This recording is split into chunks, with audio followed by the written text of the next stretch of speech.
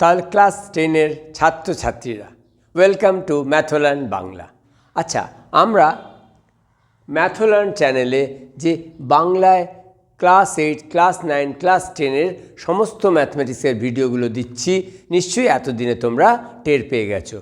কারণ ক্লাস 10-এর কোষে দেখি 1.1-এর অলরেডি 2টো ভিডিও দেওয়া হয়ে গেছে। এটা থার্ড পার্ট, যেটা আমরা একচল বিশিষ্ট দ্বিঘাত সমীকরণ পড়াশুনো করছিলাম। হ্যাঁ, একচল বিশিষ্ট দ্বিঘাত সমীকরণ বলতেই তোমরা এখন জানো একচল বিশিষ্ট দ্বিঘাত সমীকরণ কেমন দেখতে হয়। আগের ক্লাসে আমরা আলোচনা করেছিলাম ax² + bx + c = 0 এই রকম যে রূপ থাকে এদের বলে একচল বিশিষ্ট দ্বিঘাত সমীকরণ, যেখানে a, b আর c যে কোনো বাস্তব সংখ্যা হতে পারে। আর x এইখানে দেখছো দু জায়গায় x রয়েছে, এক জায়গায় x², এক জায়গায় x, এইগুলো হচ্ছে চলরাশি। সেই জন্যেই একচল বলা হচ্ছে। এইখানে x আর y নেই, শুধু x আছে, একটাই চলরাশি আছে, সেই জন্য একচল বলা হচ্ছে। আর এটা দ্বিঘাত সমীকরণ এই জন্য বলা হচ্ছে যে এই যে বহুপদীটা আছে, বাঁদিকে দেখছো বহুপদী, এই বহুপদীটার সবথেকে বৃহত্তম, সবথেকে বড় যে ঘাতটা আছে সেটা আছে 2। তো যেই বহুপদীর সবথেকে বড় ঘাত 2 থাকবে তাকে আমরা বলবো দ্বিঘাত বহুপদী। আর = 0 আছে, সেই জন্য এটা একটা সমীকরণের আকার নিয়েছে, সেই জন্য আমরা বলবো এটা একচল বিশিষ্ট দ্বিঘাত সমীকরণ। কোশ্চেন নাম্বার 5, নিচের বিবৃতিগুলি থেকে একচল বিশিষ্ট দ্বিঘাত সমীকরণ গঠন করি। তার মানে কোনো একটা বিবৃতি দেওয়া আছে, কোনো একটা গল্প বলা আছে, এই গল্পটাকে তোমরা অঙ্কের মতো সাজিয়ে নেবে, আর সেইখানে তোমাদের একটা দ্বিঘাত সমীকরণ তৈরি হয়ে যাবে। কোশ্চেনে বলা আছে 42কে একটা নাম্বার দিয়েছে, এমন দুটি অংশে বিভক্ত করি যাতে এক অংশ অপর অংশের বর্গের সমান হয়। বোঝা যাচ্ছে? না, বোঝা যাচ্ছে না। 42কে একটা নাম্বার আছে, একটা সংখ্যা আছে, এটাকে দুটো অংশে বিভক্ত করতে হবে। তো 42কে যদি বিভক্ত করতে হয়, কীভাবে বিভক্ত করব? আচ্ছা, মনে করো একটা তোমার কাছে একটা সরল রেখা আছে, একটা রেখাখণ্ড আছে যেটার দৈর্ঘ্য হচ্ছে 42, মনে করো 42 সেন্টিমিটার, চলবে? এবার এই 42 সেন্টিমিটার যে তোমার রেখাখণ্ড আছে, এটাকে তুমি 2 ভাগ করবে। সমান সমান ভাগ করতে হবে এমন কেউ বলেনি, বলছে এটাতে 2টো টুকরো করতে হবে, অসমানও হতে পারে। চলো, মনে করো তুমি এইখান থেকে ভেঙে দিলে, এটাকে ভেঙে দিলে এইখান থেকে, তো 2টো টুকরো হয়ে গেল, একটা এইটা আর একটা এই উপরেরটা, ঠিক? তো এইটা কত হবে আর এইটা কত হবে, এইটা তোমাকে বের করতে হবে। যদি এই রেখাখণ্ডটা x হয়, তাহলে টোটালটা আছে 42, তো এই রেখাখণ্ড বাকিটা কি হবে? 42-এর থেকে যেটা তুমি ভেঙে দিয়েছো ওইটাকে বিয়োগ করে দিতে হবে। 42কে দুটি অংশে বিভক্ত করা হচ্ছে, তো আমরা কি করব? সমাধানে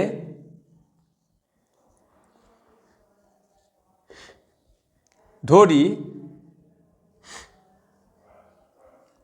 অংশ দুটি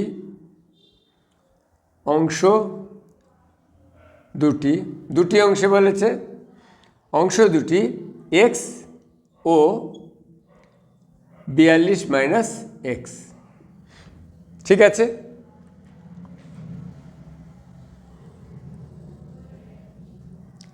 অংশ দুটি 42 - x আর x, তোমাকে বুঝিয়ে দিয়েছি কেন আমরা এই দুটো,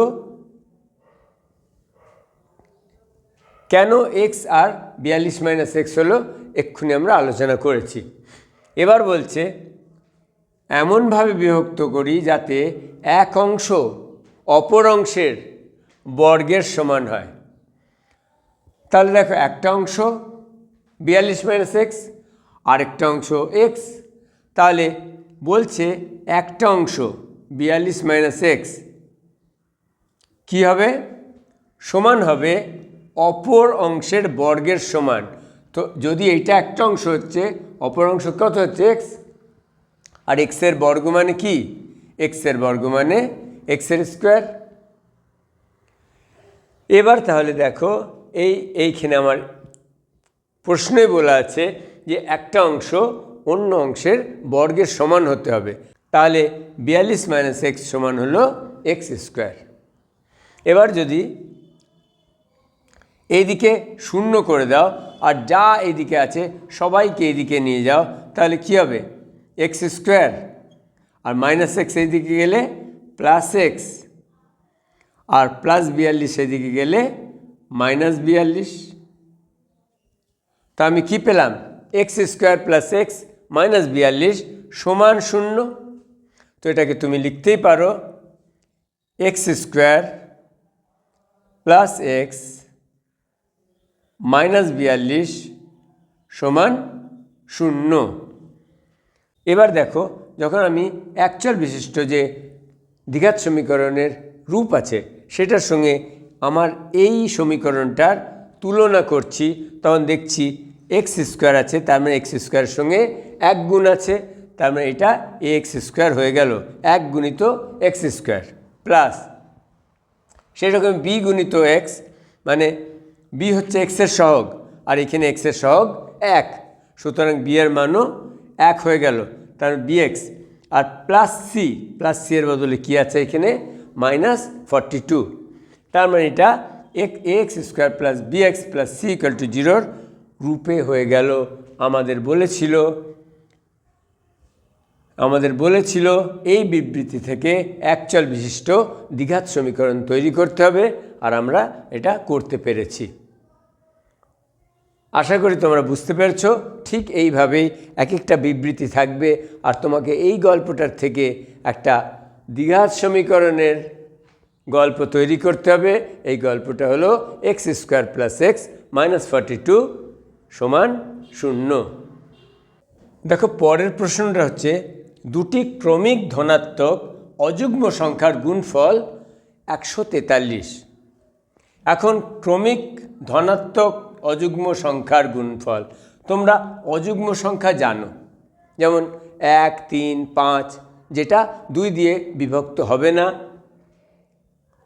যেটা 2 দিয়ে বিভাজ্য হবে না, সে সংখ্যাগুলোকে অযুগ্ম বলে আমরা জানি। কিন্তু ক্রমিক কি হবে? ক্রমিক হবে পর পর। তাহলে যদি একটা অযুগ্ম সংখ্যা তুমি 3 ধরো, পরেরটা কি হবে? 5, কারণ 4 পরেরটা 4, ওটা যুগ্ম হয়ে গেল, তাহলে 5 হবে অযুগ্ম। তাহলে তুমি বুঝতে পারছো যে যখনই আমরা অযুগ্ম সংখ্যার কথা বলছি সব সময় এটা কখনোই 2 দিয়ে বিভাজ্য হবে না। একটা চলরাশি দিয়ে একটা সংখ্যাকে প্রকাশ করছি, তো এটা যুগ্ম হতে পারে, অযুগ্ম হতে পারে। কিন্তু যদি 2 দিয়ে গুণ করে দিই 2x, তাহলে এটা কোনোদিন অযুগ্ম হতে পারে না, এটা সবসময় যুগ্ম হবে। কিন্তু এটাকে যদি আবার আমি 1 দিয়ে যোগ করি, যে কোনো যুগ্ম সংখ্যাকে যদি আমি 1 দিয়ে যোগ করি, তাহলে ওইটা কি হয়ে যাবে? ওটা হয়ে যাবে অযুগ্ম সংখ্যা। তারপরে কি 2x প্লাস 1, প্লাস 1-এর পরে আবার কি যোগ করতে হবে আমাকে? আবার আমাকে, এটা তো একটা অযুগ্ম সংখ্যা হয়ে গেল, তারপরে আবার 3 যোগ করতে হবে। কারণ যদি 1 যোগ করি এখানে, যদি 2x প্লাস 2 লিখি তাহলে আবার যুগ্ম সংখ্যা হয়ে যাবে, কিন্তু 3 লিখলে পরে কি হবে? অযুগ্ম সংখ্যা হয়ে যাবে। তার মানে পরপর দুটো ধনাত্মক অযুগ্ম সংখ্যা আমি যদি ধরতে চাই, আমাকে কিভাবে ধরতে হবে? 2x প্লাস 1 আর একটা পরেরটা, জাস্ট পরেরটা, ক্রমিক মানে ধারাবাহিক পরপর 2x প্লাস 3। সেই জন্যে এটাকে তোমাকে কি ধরতে হবে, দুটি ক্রমিক ধনাত্মক অযুগ্ম সংখ্যা হলো 2x + 1 আর 2x + 3। আশা করি বোঝাতে পেরেছি। তাহলে লিখে নাও।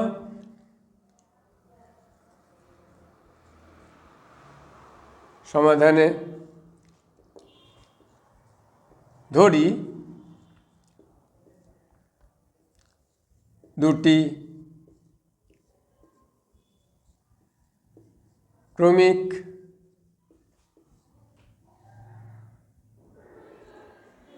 ধনাত্মক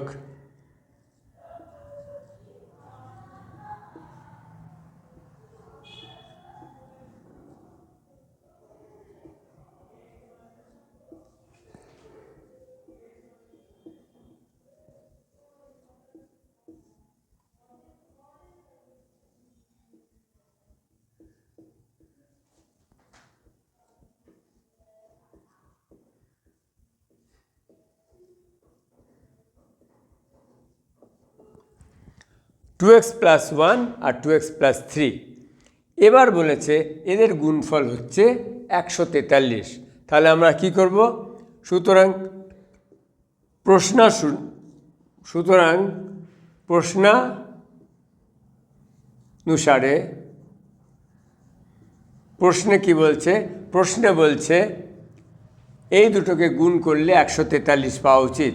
মানে 2x + 1 কে যদি আমি 2x + 3 সঙ্গে গুণ করি তাহলে আমার পাওয়া উচিত 143। এবার আমাকে এটাকে যেমন করে বীজগণিতে অ্যালজেব্রায় গুণ করি সেইভাবে গুণ করতে হবে। 2x এর সঙ্গে 2x + 3 গুণ করব। চলো, 2x আর 2x গুণ করলে কি হবে, 2 × 2 = 4 আর x গুণ করলে x²। তারপরে 2x এর সঙ্গে যখন 3 গুণ করব তো 2কে 3 দিয়ে গুণ করলে 6 হবে, আর এখানে চলরাশিটা এমনি x থাকবে 6x। এবার 1 দিয়ে এই দুটোকে গুণ করব, মানে 1 দিয়ে যখন গুণ করব তাহলে তো 1 দিয়ে গুণ করলে একই জিনিস থাকে, 2x + 3 সমান 143। তাহলে 4x² প্লাস 6 আর 2 6x + 2x কত হবে, 8x সমান 3কে যদি এদিকে নিয়ে যাই তো 143 - 3। তাহলে তোমার দেখো কি দাঁড়াচ্ছে, 4x² প্লাস 8x সমান 140। দেখো দুই দিকেই আমি দেখতে পাচ্ছি 4 কমন নিতে পারো। 4 দিয়ে যদি ভাগ করো, এটাকেও 4 দিয়ে ভাগ করে দাও, আর এখানেও 4 দিয়ে ভাগ করো, এটাকেও 4 দিয়ে ভাগ করো, এটাকেও 4 দিয়ে ভাগ করো, করা যায়। তাহলে আমাদের সমীকরণটা কী হয়ে যাবে, একটু ছোট হয়ে যাবে। তাহলে 4 আর 4 কেটে যাবে, আমি পেলাম x², আর এখানে 4 × 2 = 8, সেই জন্য 2x সমান এইখানে কাটলে কি হবে, 3 × 4 = 12 আর 2 × 4 = 20 মানে 35। ax² plus bx plus c সমান 0। তো তোমরা এই 35কে বাঁ দিকে নিয়ে আসবে, x² প্লাস 2x, আর এইটা বাঁ দিকে আসলে -35 = 0। এবার দেখতে পাচ্ছ তুমি ax² মানে কি যে এখানে a 1 আছে, bx মানে b 2 আছে, আর c আছে এখানে -35। তার মানে ax² plus bx plus c সমান 0 একচল বিশিষ্ট দ্বিঘাত সমীকরণ এটাকে বলা যেতে পারে। আর এটাই হলো তোমার সমাধান। এখানে শুধুই সমীকরণটা গঠন করতে বলা হয়েছে। কি পারছো তো? চলো দেখি তৃতীয়টা। দেখো এইখানে আগের অঙ্কটা যে করেছিলে তার সঙ্গে এটার একটা মিল পাচ্ছ। আগের প্রশ্নে ছিল দুটি ক্রমিক অযুগ্ম সংখ্যা, এইখানে কিন্তু অযুগ্ম সংখ্যার ব্যাপার নেই, ধনাত্মকের ব্যাপার নেই, শুধুই বলে দিয়েছে দুটি ক্রমিক সংখ্যার বর্গের সমষ্টি। তো দুটি ক্রমিক সংখ্যা যখন বলেছে, শুধু অযুগ্ম সংখ্যার জন্যে আমরা 2x + 1 আর 2x + 3 নিয়েছিলাম, কিন্তু এইখানে কোনো ঝামেলা নেই। তুমি ক্রমিক সংখ্যা যে কোনো ক্রমিক সংখ্যা নিতে পারো, x নিতে পারো। তো যদি প্রথম সংখ্যাটা x হয়, পরের সংখ্যাটা কি হবে? পরের সংখ্যাটা হবে ঠিক পরের সংখ্যা। 10 নিলে পরেরটা 11, 13 নিলে পরেরটা 14। তো এই রকম দুটো ক্রমিক সংখ্যা আমরা নিয়ে নেব। তো লিখে নেবে, ধরি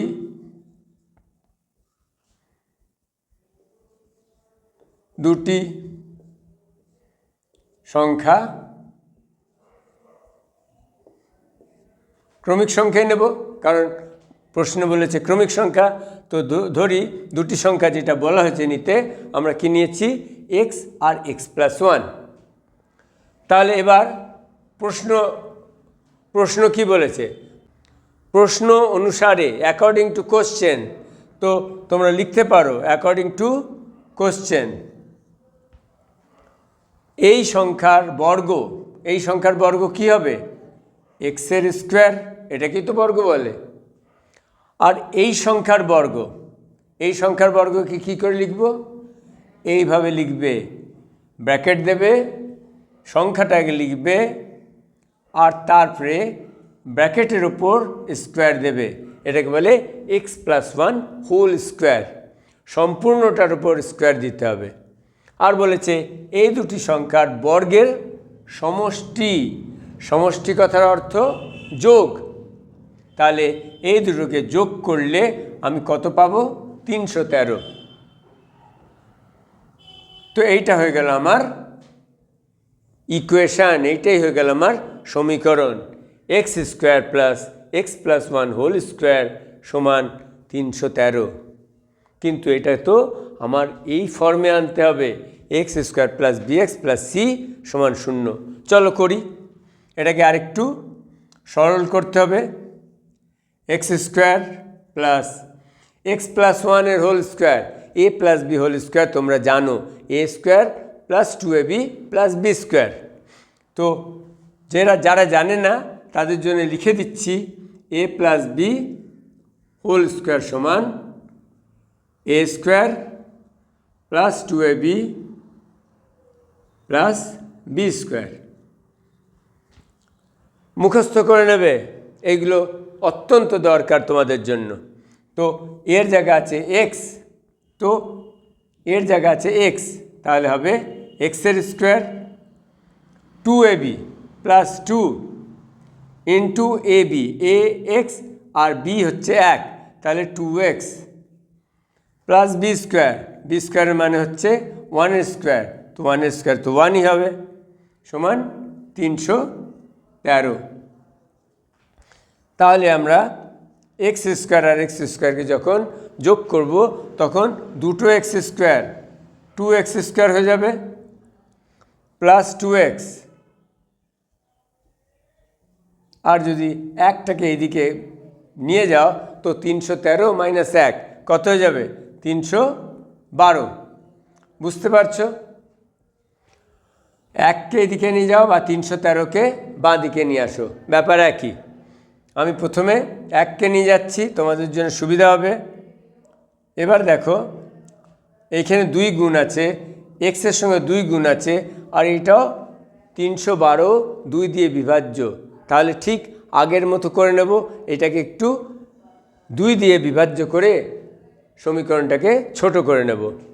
তাহলে একে যদি 2 দিয়ে ভাগ করি, একেও 2 দিয়ে ভাগ করলাম, একেও 2 দিয়ে ভাগ করলাম, তাহলে কি পাচ্ছি? x² + x সমান 2 একে 2, একবার, 1 থাকলো 11, 5 দুগুণী 10, 1 থাকলো 2, 6 দুগুণী 12।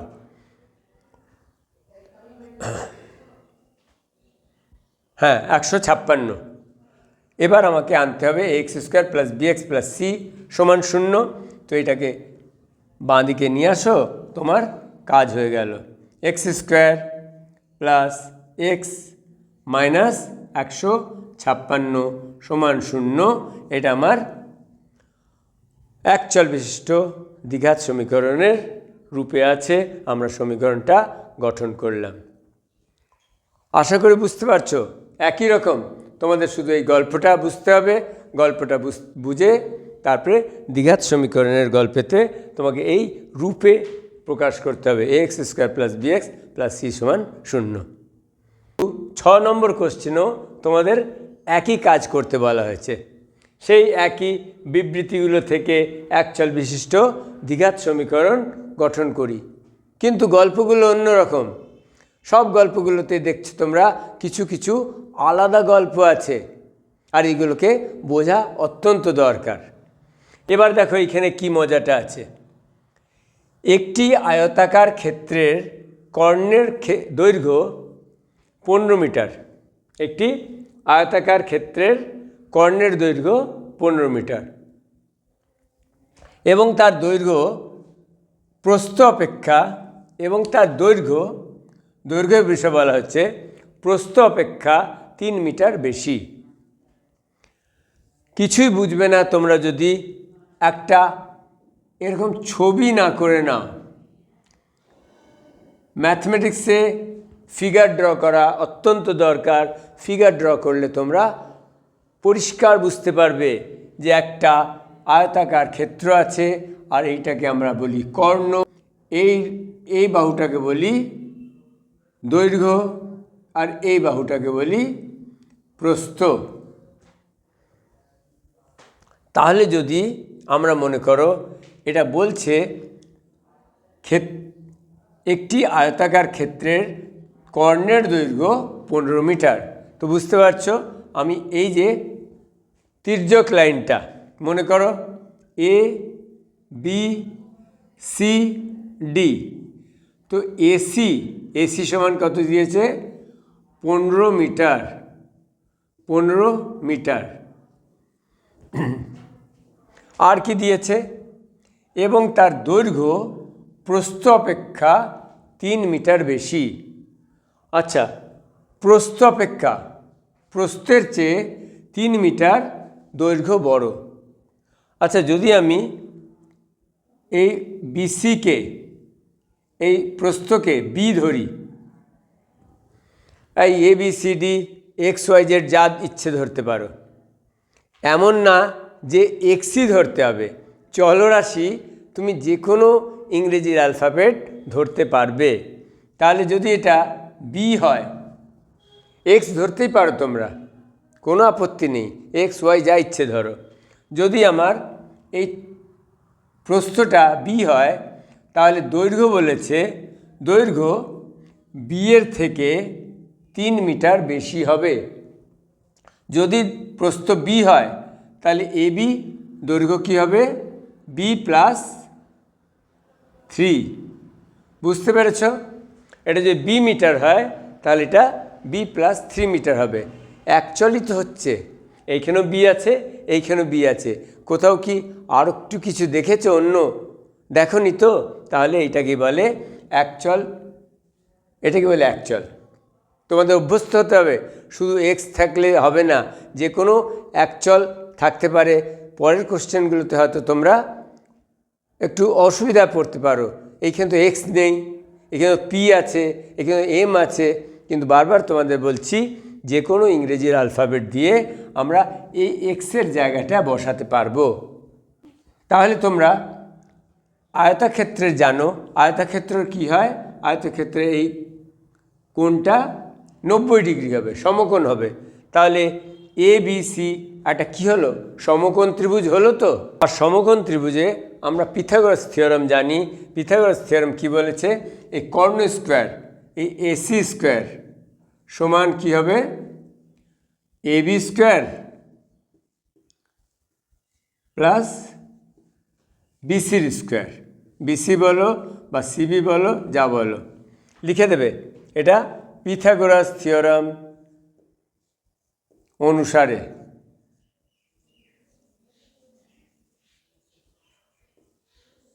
পিথাগোরাস থিওরেম দিয়ে আমরা জানি কর্ণ স্কোয়ার সমান কী হয়, এবি স্কোয়ার সমকোণ ত্রিভুজ একটা সাইডের স্কোয়ার প্লাস অন্য সাইডের স্কোয়ার।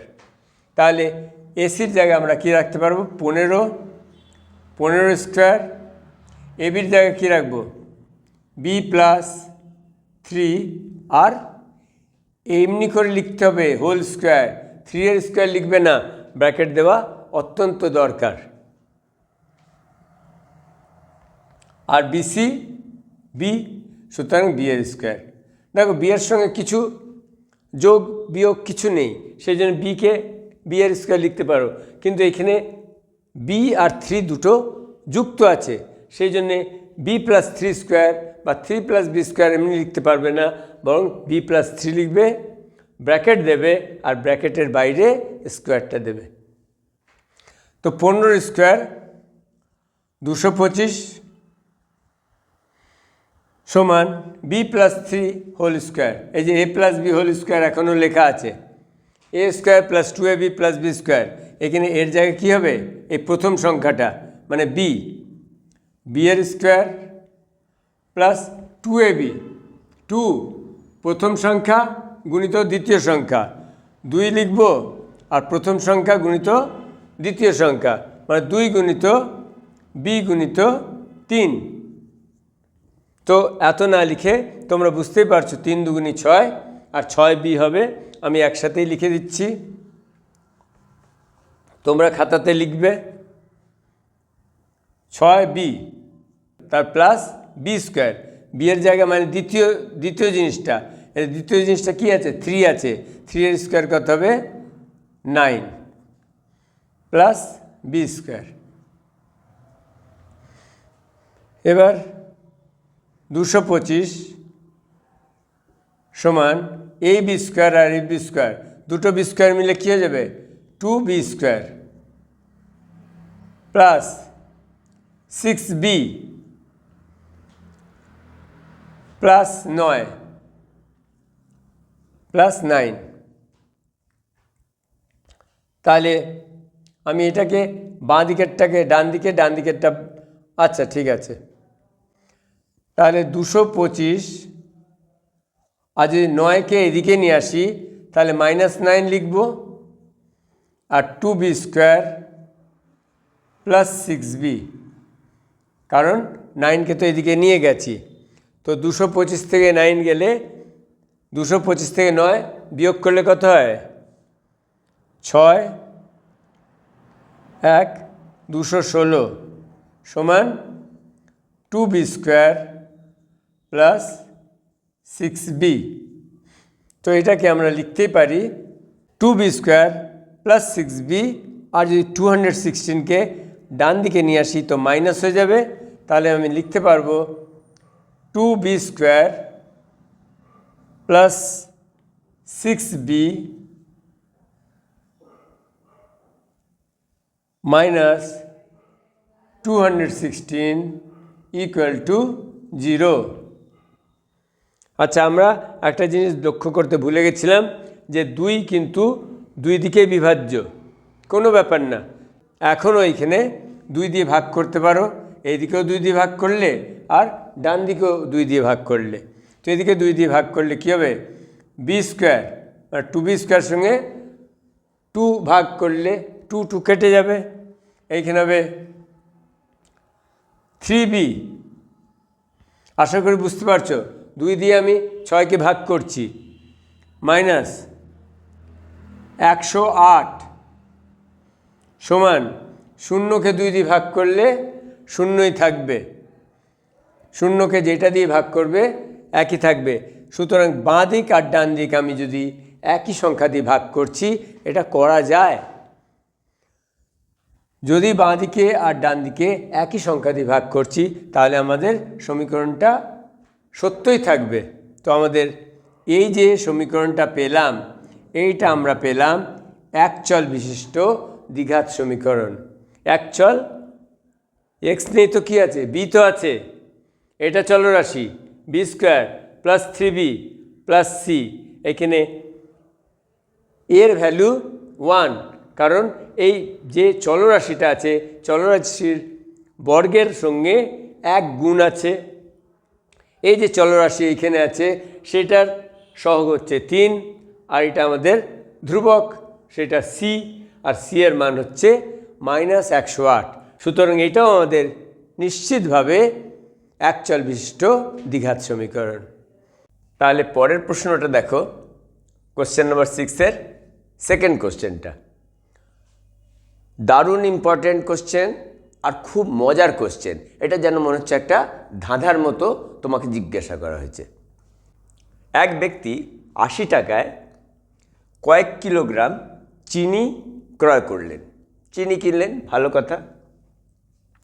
যদি ওই টাকায় তিনি আরও 4 কিলোগ্রাম চিনি বেশি পেতেন তবে তার চিনির দাম প্রতি কিলোগ্রাম 1 টাকা কম হতো।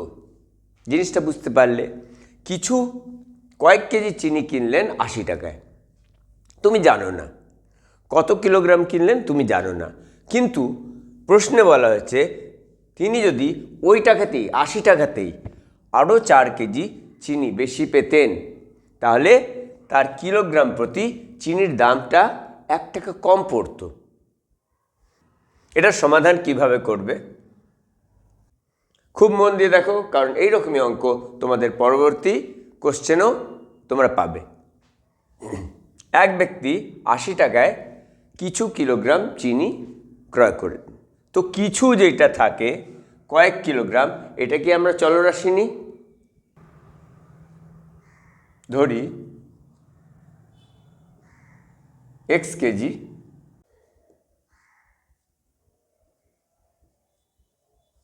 দাম 80 টাকা।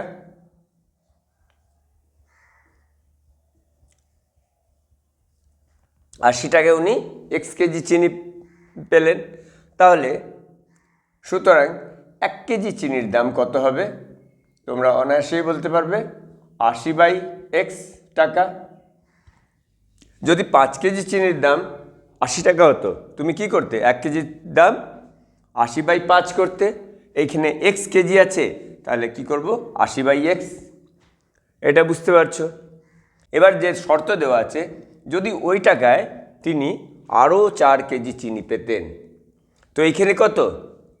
x কেজি, আর x কেজির সঙ্গে আরও 4 কেজি চিনি উনি বেশি পাচ্ছেন।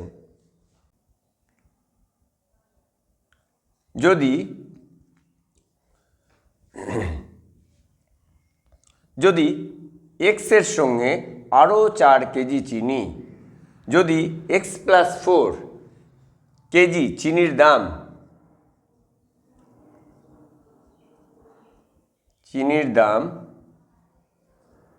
দাম বাড়ায়নি, ওই টাকাতেই মানে 80 টাকাতেই দাম 80 টাকা হয়, তাহলে 1 কেজি চিনির দাম কত হবে?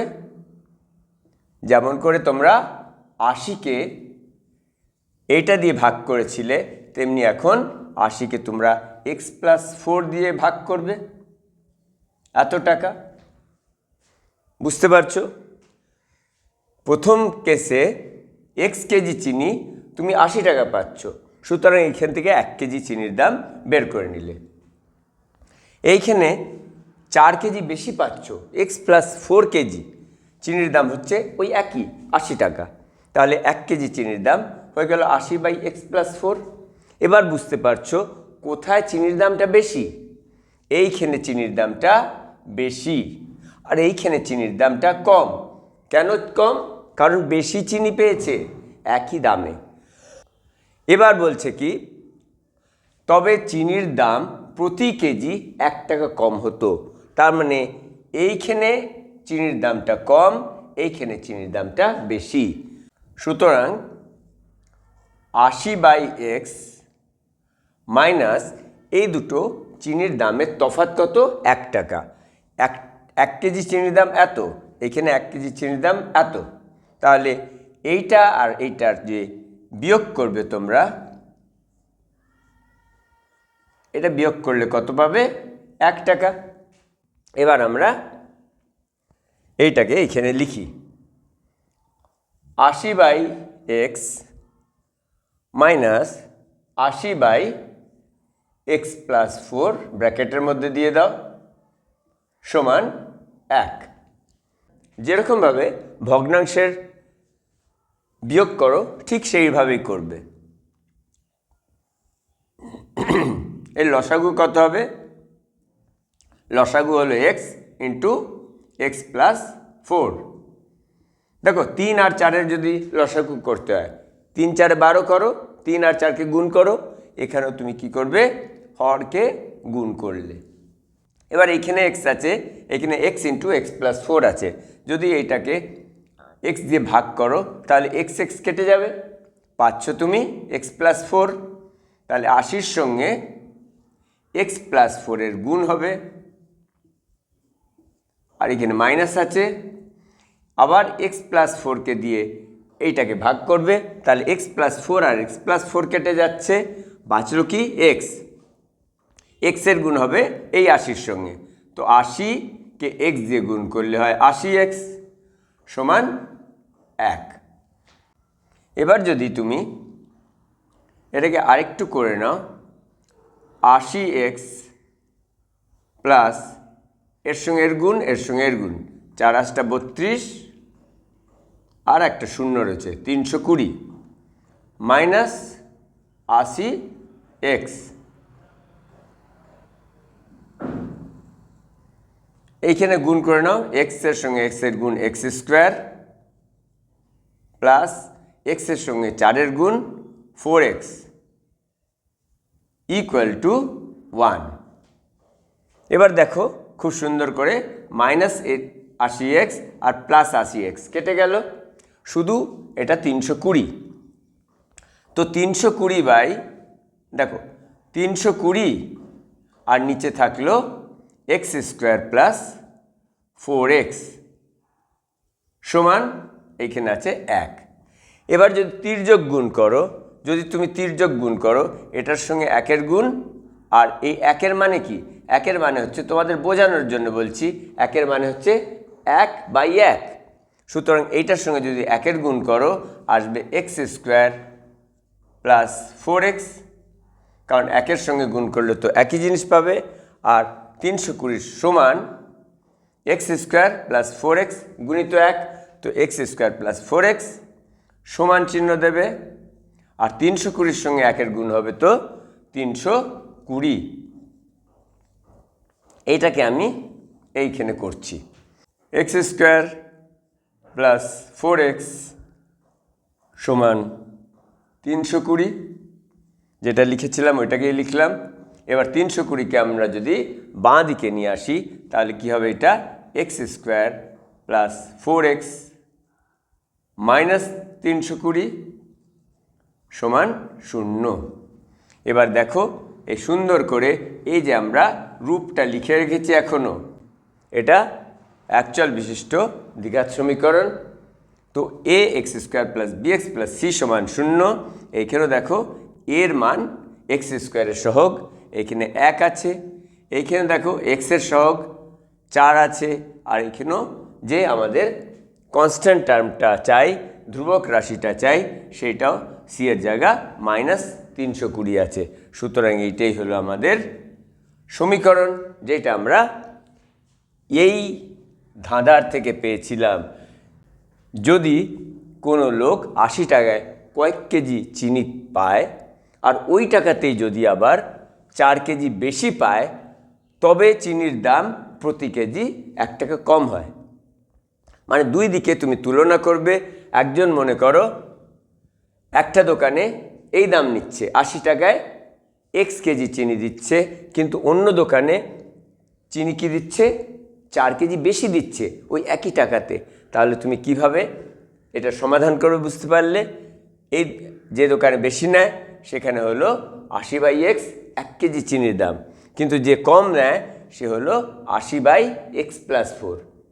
তাহলে বলছে চিনির দাম প্রতি কেজি 1 টাকা কম, তার মানে 1 কেজির আমি দাম বের করেছি।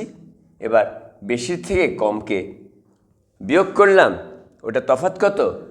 কেজি প্রতি তো 1 টাকা দিয়ে দিয়েছে।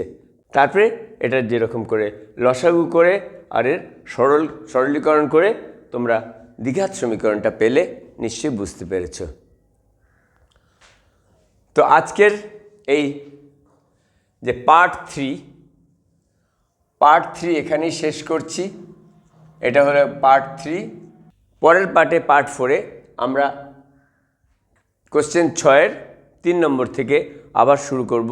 অনেক রকম নতুন নতুন অঙ্ক করব আর অনেক মজা করব। সঙ্গে থাকো ম্যাথলার্নের। আর যদি ভিডিওগুলো ভালো লাগে তো নিজের বন্ধুদের সঙ্গে অবশ্যই শেয়ার করো। অনেক ধন্যবাদ বন্ধুরা, দেখা হচ্ছে আবার পরের ক্লাসে। Bye bye.